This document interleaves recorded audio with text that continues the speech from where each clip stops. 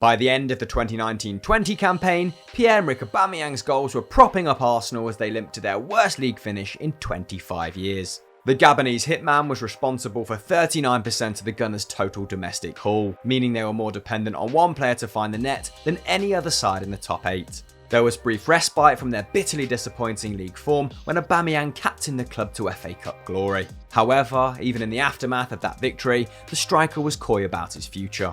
There was a sense that, at 31 years of age, he was running out of time to win that elusive First League title.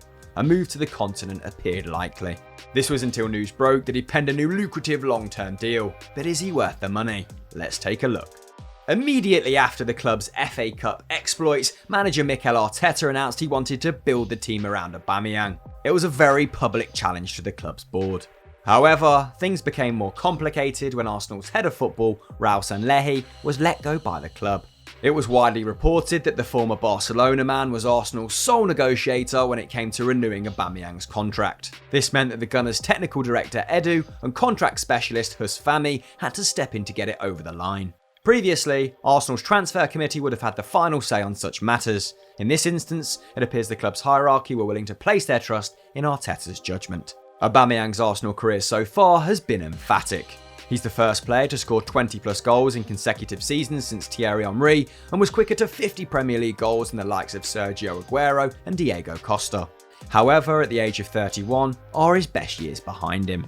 From a numbers perspective, there have been signs of decline in Aubameyang's game, with his shot slipping from 4.3 per 90 in 15-16 to 2.7 per 90 in 19-20. His XG has also decreased year on year at the Gunners, from 0.9 per 90 in 17-18 to 0.6 last term.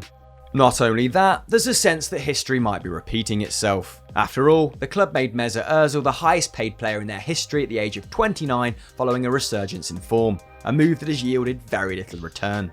However, what Aubameyang has achieved at a stuttering Arsenal shouldn't be underestimated. Without their captain, a humiliating bottom half finish beckoned, with his goals clinching 20 points for the Gunners last campaign. Even in his pomp, Ozil was never relied on in the same manner. It's simple, if the Gunners retain Champions League ambitions, they can't afford to lose Aubameyang. If he gets injured, they won't be able to afford anyone else. As Arteta has sought to make Arsenal more defensively stable, the North London side have lost some potency going forward. Last term, they finished 15th in the Premier League for shots per game, fewer than relegated sides Watford and Norwich. In fact, in Aubameyang's 2 full seasons at the club, the Gunners have failed to post in the top 10 for this metric, making his golden boot feat in 18-19 all the more impressive. In the subsequent season, he missed out on top honours to Leicester's Jamie Vardy, despite scoring more goals from open play. This consistency is even more startling when you consider the Gunners were 16th for key passes in 19-20, with only Nicola Pepe generating an expected assist rate of over 0.2 per 90. Ultimately, this means Aubameyang has produced elite output on a side that takes a below-league average amount of shots without an outstanding creator in it. Not to mention, he plays off the left.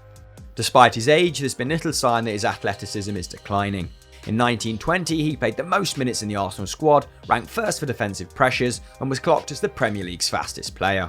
Plus, given Arteta wants his side to become more dominant on the ball, there should be fewer physical demands on PEA moving forward.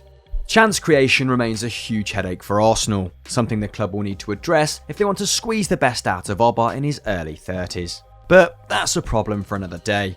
For now, Arteta will be praying for another golden boot from his golden goose after giving him a king's ransom. That's the end of today's Football Daily Explained. To check out another episode, please click on screen now, like, subscribe, and we'll see you next time.